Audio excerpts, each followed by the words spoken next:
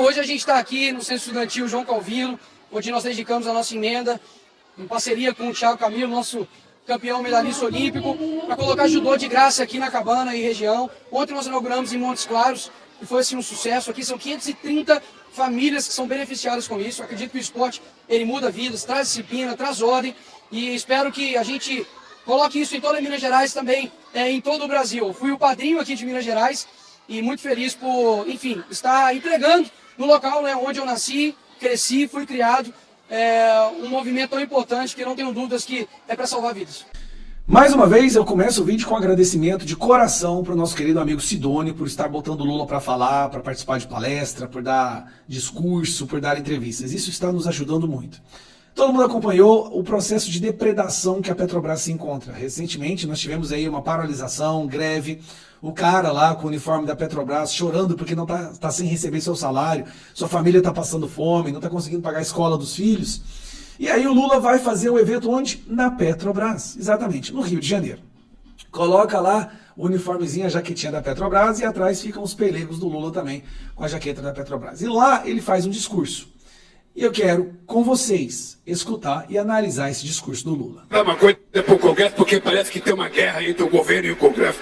Não, parece não. Vocês fizeram uma guerra entre o governo e o Congresso, mas tudo bem. Deixa eu falar uma coisa, eu sou muito agradecido à relação que eu tenho com o Congresso Nacional. Vamos lá, vamos lá, vamos lá. Quero trazer as cartas. Vamos lá, vamos lá. Macaco branco. Com um novo milho vivo a caminho da grande casa, Gambá pretende melhorar o mensalão de moda e do amigo. Mas as condições são claras, terão que aprovar absolutamente tudo que o reinado repassar.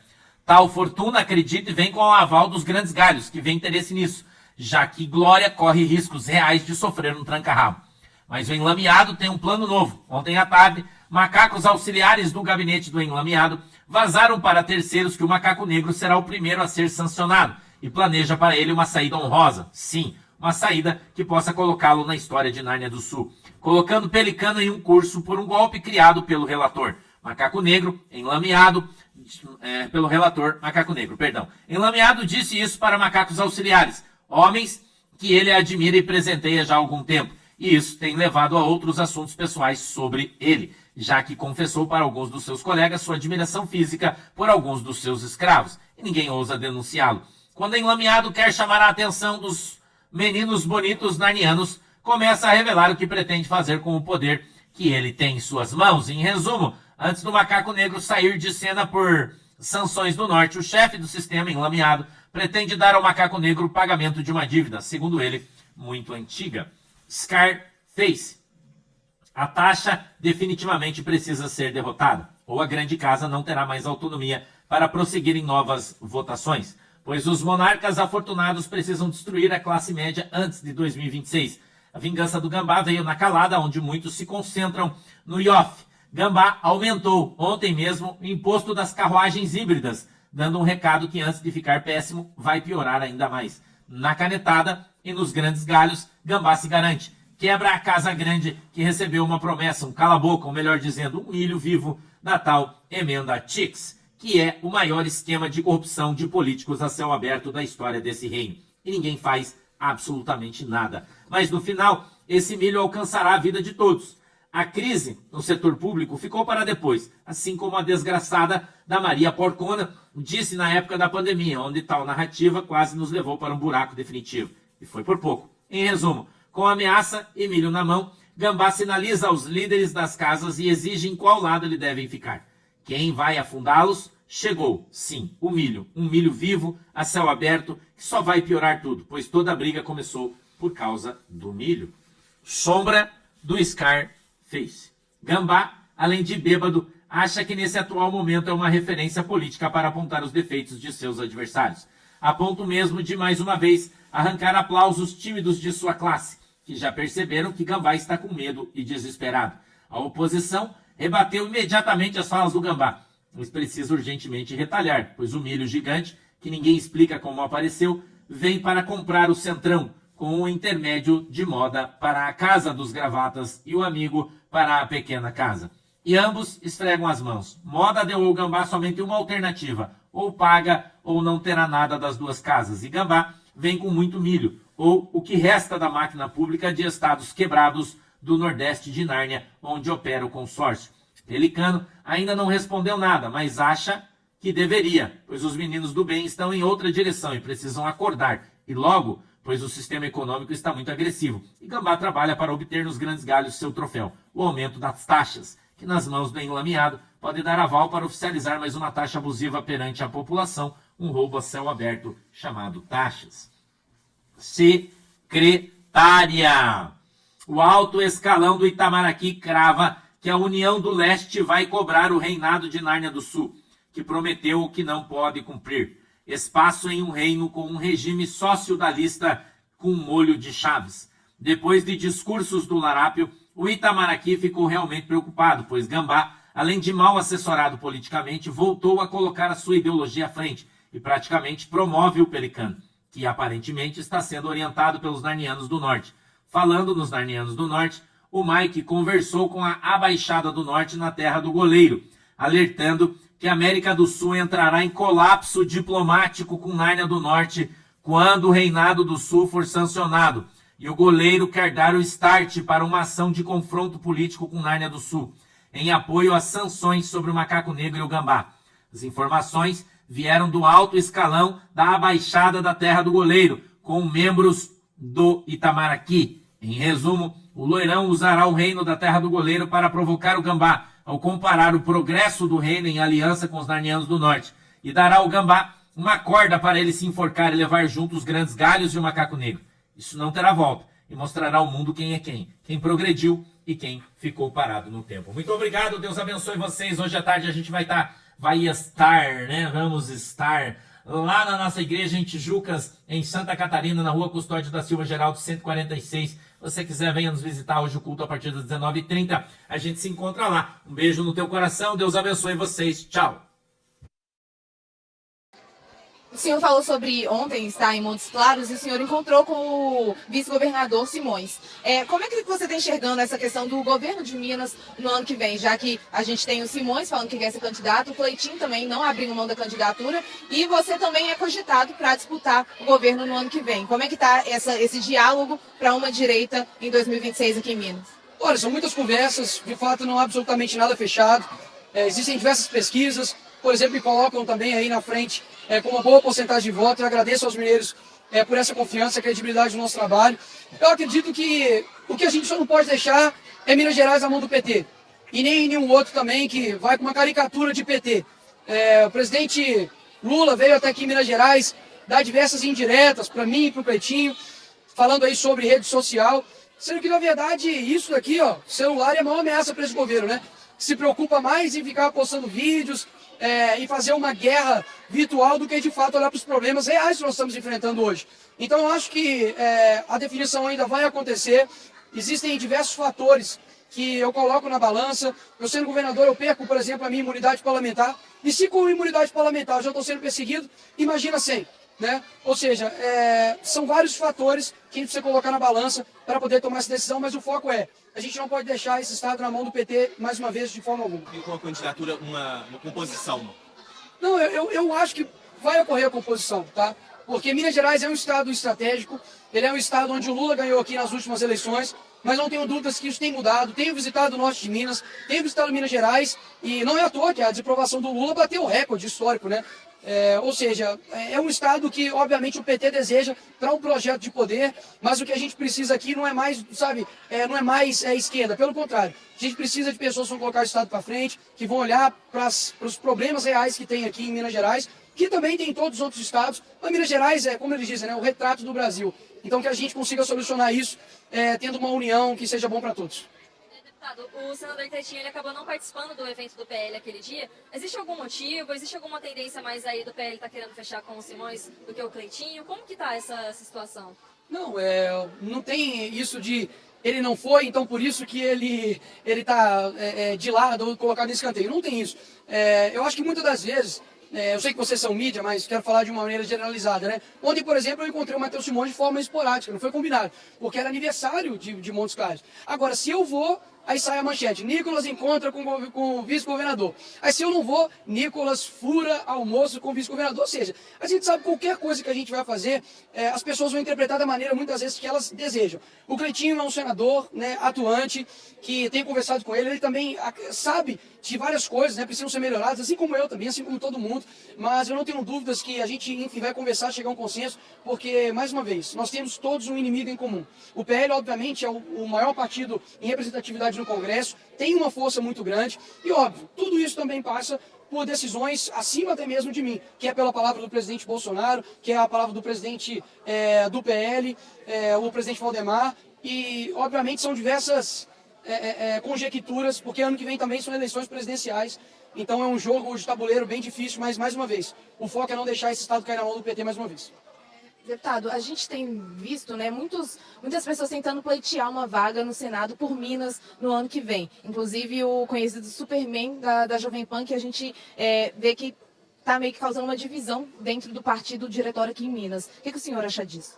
Eu acho que todo mundo tem a possibilidade de se candidatar a qualquer coisa que ela quiser. Se cumprir os requisitos, ter a idade, a capacidade para isso, não vejo nenhum problema. Eu acho que a eleição e o eleitorado ele é soberano. As pessoas podem ter outras opções, né?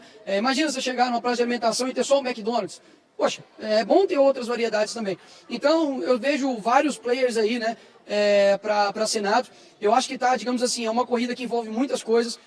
Capacidade, popularidade, conseguir fazer um trabalho que já está muito próximo das eleições. Então são todos esses fatores. Agora, mais uma vez, isso não passa, né, diretamente somente por mim, há todo um cenário político que tem que ser olhado. E para mim que seja escolhido o candidato que seja o melhor para Minas Gerais, principalmente na representatividade de freios e contrapesos com o nosso maior inimigo hoje do povo, que é o STF. Então, hoje mesmo a gente viu o Alexandre de Moraes decidindo sobre o IOF, sendo que o Congresso decidiu depois da derrubada, depois do veto do presidente Lula, e a gente derrubou porque seria mais um aumento de imposto, e agora o Alexandre de Moraes decide a respeito de algo que é do Congresso. Ou seja, o cara que não recebeu um voto, não é representante do povo, está decidindo as coisas mais importantes para a população brasileira. Então, a gente precisa de Senado ano que vem, senadores corajosos, pessoas que têm condição de fazer um embate contra o STF, não por birra política, mas porque principalmente na figura do ministro Alexandre de Moraes, tem desestabilizado a nossa democracia. Não é possível que as pessoas não estejam vendo isso. E posso falar, as pessoas estão vendo isso. Os caras agora, por exemplo, fizeram uma alteração no artigo 19 do Marco Civil da Internet, que não vai, digamos assim, bater somente em quem é de direita, vai em todo mundo. As plataformas vão ter que fazer censura prévia, porque quem vai limitar o que pode e o que não pode? O que é discurso de ódio e o que não é? Se eu agora falar sobre minha fé, vai ser discurso de ódio, porque o outro ficou ofendido? Se eu falar agora que eu acho o Lula ladrão, eu devo ser preso por isso? Se algum esquerdista falar que o Bolsonaro é genocida, ele tem que ser preso por isso?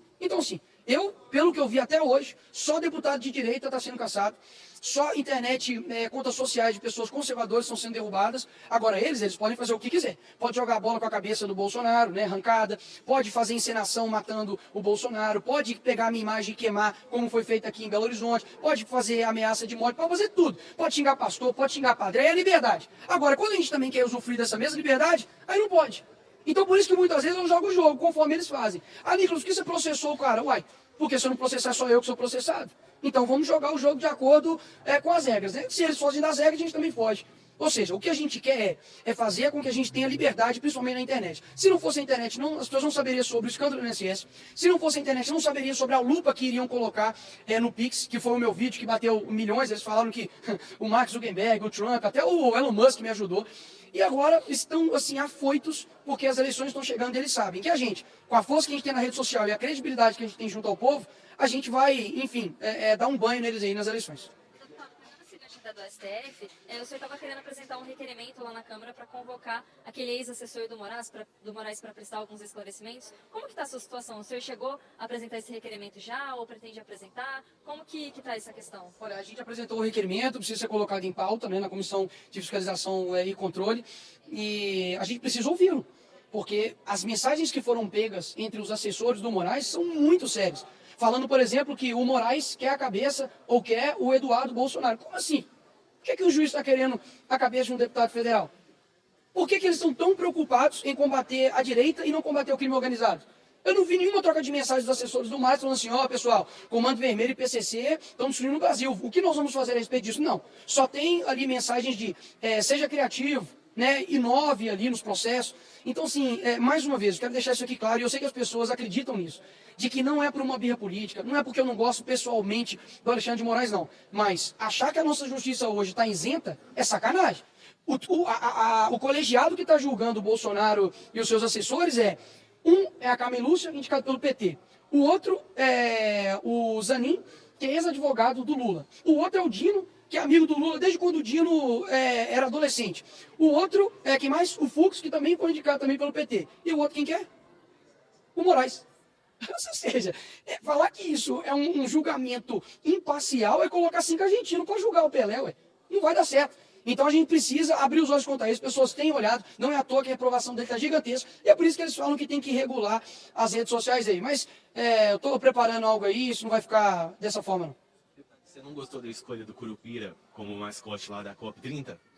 Ó, é óbvio que eu sei a história do Curupira, né, pô? Que é um cara, né, que defende a floresta e tudo. Só que eu fiz uma alusão, só que esquerdista, os 2 neurônios dele não batem para poder entender, né? Eu falei, olha, o retrato do Brasil e das nossas florestas, né? Anda para trás e tá pegando fogo. Porque é engraçado, os caras estão fazendo um evento que, primeiro, tá rasgando a floresta amazônica para fazer uma estrada para poder chegar no evento para defesa ambiental.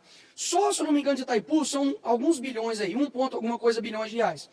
Me fala, o estado do Pará, como que é o IDH de lá? É bom?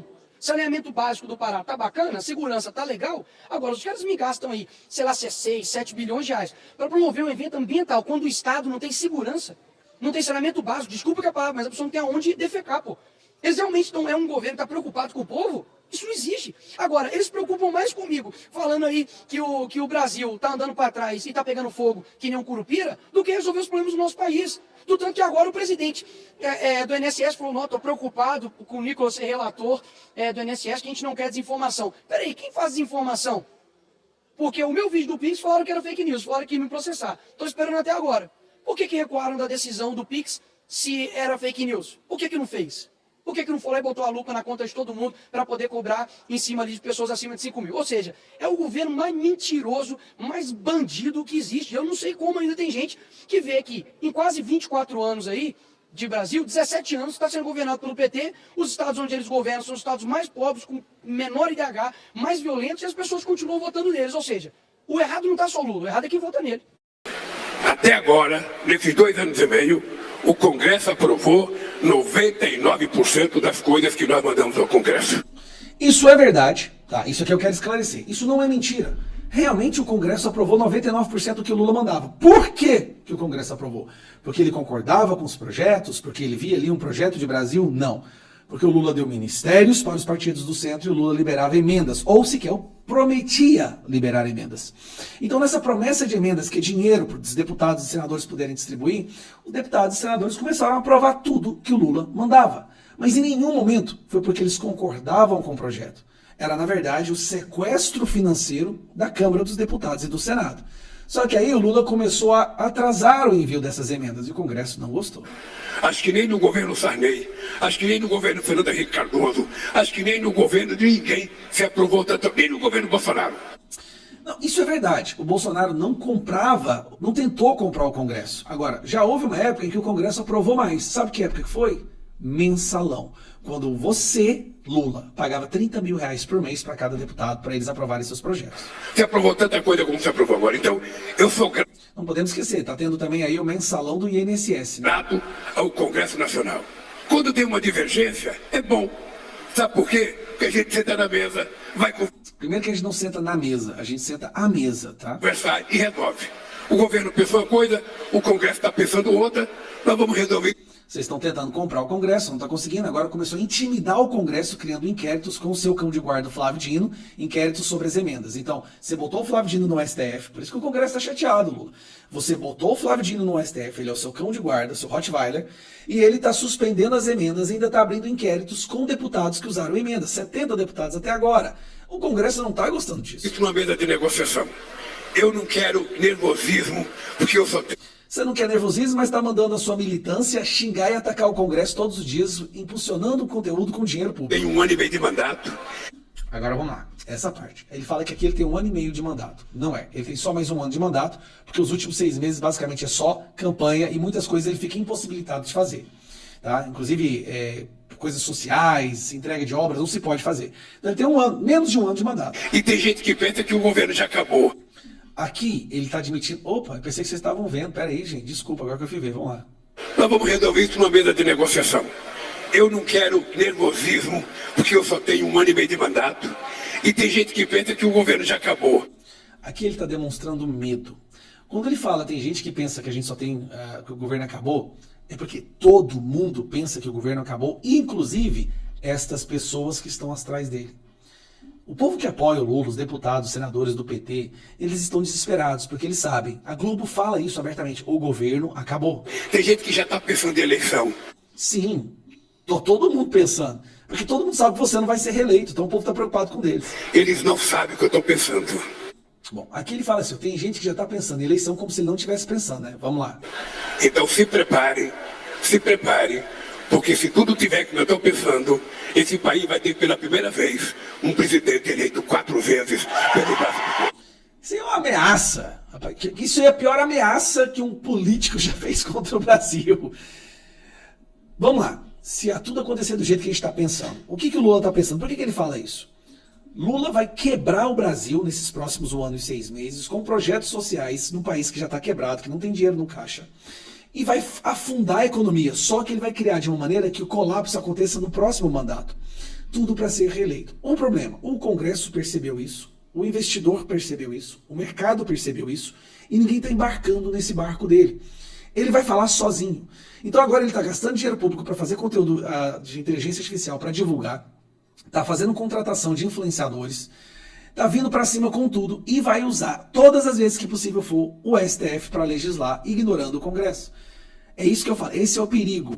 Então a ameaça dele é uma ameaça que tem que ser levada a sério. O PT não vai ficar quietinho enquanto vê todo o império que eles criaram sendo destruído.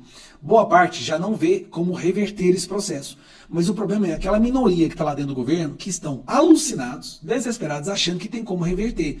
E é isso que é o problema. O que eles vão fazer para tentar reverter isso talvez seja coisas inéditas, que não tem nem como falar agora, mas vai destruir o nosso país. Não se esqueça disso. Esse governo não tem limites, nem lembra que ele mesmo fala em fazer pacto com o diabo para vencer. Só que todo mundo já reconhece, esse governo acabou, o próximo governo vai ser de direita. Só não pode ficar quieto, achando que isso vai acontecer sem a gente ter que revidar e ter algum esforço nisso daí. E antes de passar para a próxima matéria, eu tenho que avisar sempre, porque agora eu sou parceiro do melhor jornal do Brasil, que é esse aqui, pessoal. É o Gazeta do Povo. Se você ainda não sabe, eu agora sou parceiro da Gazeta do Povo. É o único jornal online que fala a verdade, que não tem medo de falar a verdade, não usa dinheiro público. Tá? E olha quem que escreve para a Gazeta. Nicolas Ferreira, Van Hatten, olha só, Van Hatten, Deltan Dallagnol, Cristina Grêmio, Rodrigo Constantino, aqui ó, Luiz Felipe de Orleans e Bragança, só Flaga, aqui, Alexandre Garcia, só os mestres. E ela tá com uma promoção sensacional, que é essa daqui. R$ 1,90 por mês para você assinar a melhor revista do Brasil. Cara, são 95% de desconto. Não recebe dinheiro público. Não recebe. Direita conservadora, fala a verdade e é perseguida por conta disso. E ela precisa de mais assinantes para poder sobreviver nessa ditadura. Então você pode usar esse QR Code que está aqui, ou o link que eu vou deixar na descrição, ou o link que eu estou deixando agora fixado nos primeiros comentários. Por que eu estou fazendo sempre essa divulgação? Nós temos hoje 2 revistas que falam a verdade. Uma é a Revista Oeste, outra é a Gazeta do Povo. A Gazeta do Povo já existe há mais de 30 anos, sempre falando a verdade. E é a que mais cresce no Brasil hoje. E é por isso que eu convidando vocês para ajudar a verdadeira imprensa a se tornar cada vez mais forte. QR Code, tá na descrição o link, e eu vou deixar também fixado nos primeiros comentários. Um abraço.